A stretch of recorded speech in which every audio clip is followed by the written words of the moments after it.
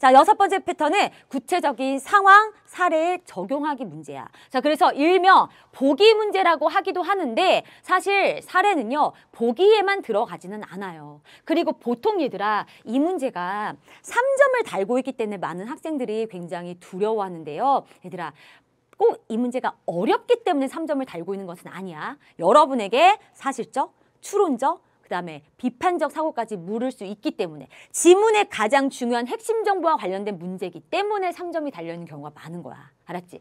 자, 보면은 구체적 사례가 이제 국어 시험에서 존재할 수 있는, 위치할 수 있는 곳은요, 딱 3군데지. 첫 번째 사례는 어디 들어갈 수 있다? 지문 속에 들어갈 수 있다. 선생님이 지문 속에 있는 사례 중요하다고 항상 강조하죠. 그치? 두 번째, 어디 들어갈 수 있다? 보기 속에 사례가 들어갈 수 있다. 그리고 또 어디에 들어갈 수 있을까?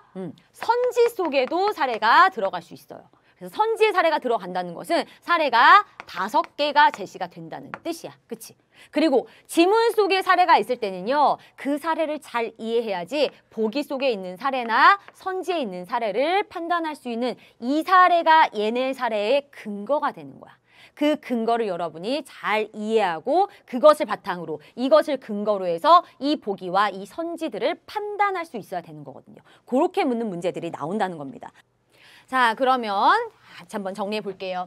자, 먼저 어디에 있는 사례는 문제를 풀기 위한 지문에 있는 사례는 문제를 풀기 위한 근거로 활용된다라고 얘기했어요. 지문 속에 있는 사례와 똑같은 원리 방법으로 여러분이 이해할 수 있는 사례가 보기 속에 있는 경우도 있지만 지문 속에서 사례를 쫙 설명을 해놨어. 근데 그 사례에서 어떤 조건의 일부만 뒤바꿔 놓은 사례가 보기 속에 들어갈 수 있는 거예요. 그러면서 지문 속에 있는 사례를 잘 이해했다면 이 보기 속에 있는 사례, 요 구체적인 상황을 네가 또 잘 판단해서 반응할 수 있겠느냐? 이렇게 물을 수가 있어. 그러니까 지문에 있는 사례는 문제를 풀기 위한 근거로 활용되므로 아주 중요한 출제 요소다라는 것을 여러분 잘 기억해야 되겠죠. 그래서 패턴 6이 딱 나왔다. 이런 문제가 딱 사진 찍기 할 때 눈에 보였다. 라고 했을 때 지문에서 설명한 어떤 사례에 대한 정보들, 그래프에 대한 정보들, 표에 대한 설명들, 이런 정보는 뭐 그냥 바로 가장 메인 출제 요소가 되는 거지. 그치?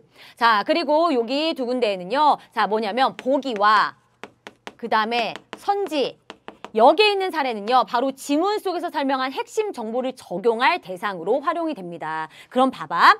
지문의 핵심 정보를 보기 속에 있는 사례, 선지 속에 있는 사례에 이렇게 여러분이 적용해야 되죠.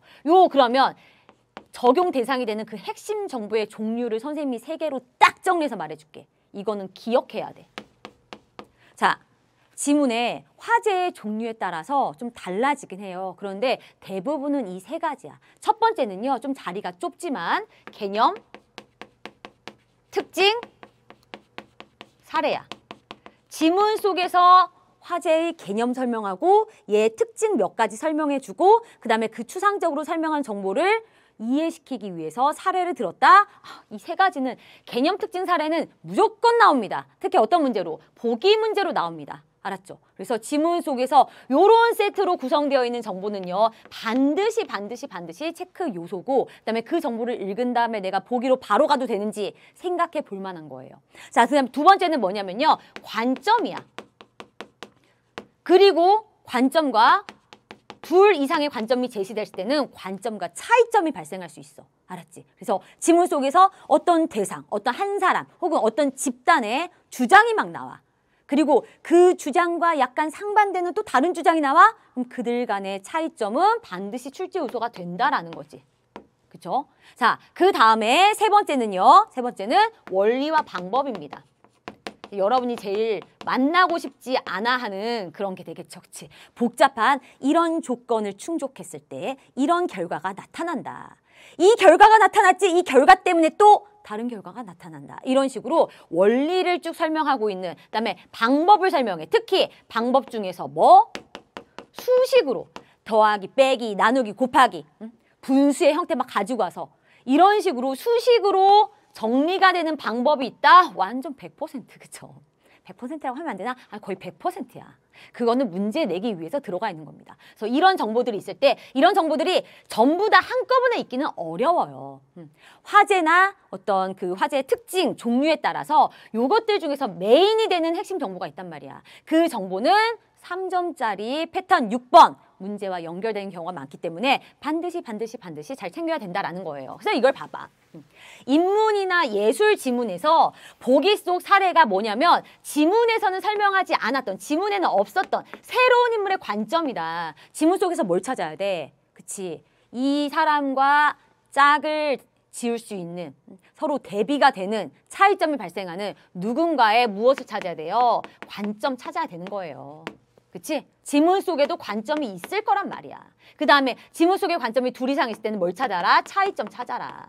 그 관점과 보기 속 뉴페이스의 관점과의 뭘 찾아라? 차이점을 찾아서 그 차이점과 공통점에 대해서 제대로 판단해라 라는 거고요. 과학기술 경제지문 너희가 싫어한 거 싹 다 모았다. 그치? 근데 이게 또 재미를 느끼기 시작하면요. 무슨 어떤 나의 레벨을 게임에서 레벨을 높인다 생각으로 재미있게 접근할 수 있어. 그걸 여러분이 수능 전에 경험해야 돼요. 자, 과학기술 경제 지문에서는 보기 속 사례가 지문에서 설명한 사례와 비슷하긴 한데 일부 조건을 틀어놨다거나 아니면 반대 상황일 경우가 있어요. 그러면 이렇게 조건이 다르거나 반대 상황을 이해하기 위해서는 보기 속의 사례에서 설명한 그 원리, 뭐 원인과 결과, 조건과 결과, 이거 정말 잘 챙겨야 되는 거예요. 이거에 대한 이해가 선행되지 않았으면 적용하는 것에서 분명히 여러분 미스가 납니다. 출제자는 여러분이 얘네들이 이렇게 잘못 사고할 수 있어. 그것까지 예측해서 거기로 길을 만들어 놨다니까. 그게 바로 매력적인 오답이에요. 출제자들은 3번이 정답이야. 이 학생들이 6월과 9월을 테스트 해봤잖아요. 요 정도 학생들이 그다음에 9월 이후에 또 공부하는 것을 감안해서 요 정도 실력이 올라갈 거야까지 생각한단 말이야. 그럼 이 문제에서 정답은 4번인데 4번을 몇 % 정도 학생들이 고를 거야. 그런데 내가 매력적인 오답을 2번에 심어 놓을 건데 2번에는 그렇다면은 몇 % 학생들이 함정에 빠지겠지. 이것까지 예측한다니까. 그러니까 여러분은 지문 속의 이 원리를 제대로 이해를 해서 이렇게 약간 조건이 달라졌을 경우에 어떻게 그 부분을 내가 함정을 뛰어넘어서 적용할 수 있을지를 생각해야 된다는 겁니다. 자, 그리고 사회, 과학, 예술 지문에는 보기 속에 그림, 예술 지문에서 그림이라거나 아니면 어떤 구조라거나 기술 지문도 마찬가지야. 자, 그런 구조도 혹은 그래프 이런 것들이 들어가 있을 수가 있습니다. 자, 그랬을 때는요, 얘들아, 특히 그림 같은 게 들어가 있을 때는요, 이거는 미술 시험이 아니잖아. 그림 자체를 여러분이 보려고 하면 안 되고요. 그 보기 속에 있는 그림 아래에 뭐가 있을 거냐면 작품의 제목이 있을 거야. 그 다음에 작가가 있을 거야.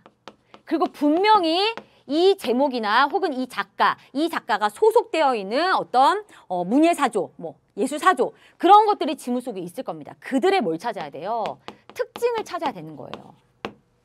그 다음에 어떤 구조도가 그려져 있다? 각각의 구조도의 그 명칭들을 잘 봐야 돼. 그리고 지문 속에 그 각 구조의 뭐 기능, 역할이 설명돼 있을 거야. 그거 찾아야 돼.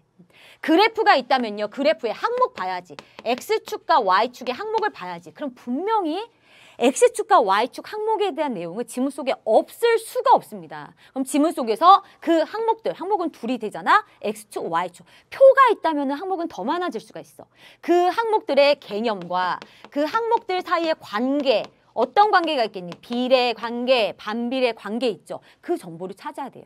그래서 보기 속에 사진 찍으면서 보기 속에 뭐가 들어있느냐 이걸 보면서 문두에서 누구를 지정하고 있느냐 이걸 보고서 아 내가 지문 속에서 이런 정보를 찾아서 읽어야 되는구나. 그리고 그 메인 지문을 읽었을 때 이런 문제로 바로 와서 실시간으로 풀어낼 수도 있다라는 것을 알아야 돼. 선생님이 이렇게 막 열심히 얘기해도 특히 지금 아직 수특을 안 받거나 지금 이제 개념의 나비 효과만 봤던 학생들은요. 무슨 말인지 좀 와닿지 않을 수가 있어. 추상적인 설명이잖아. 그치? 자, 그래서 선생님이 시범을 보이는 겁니다. 자, 이제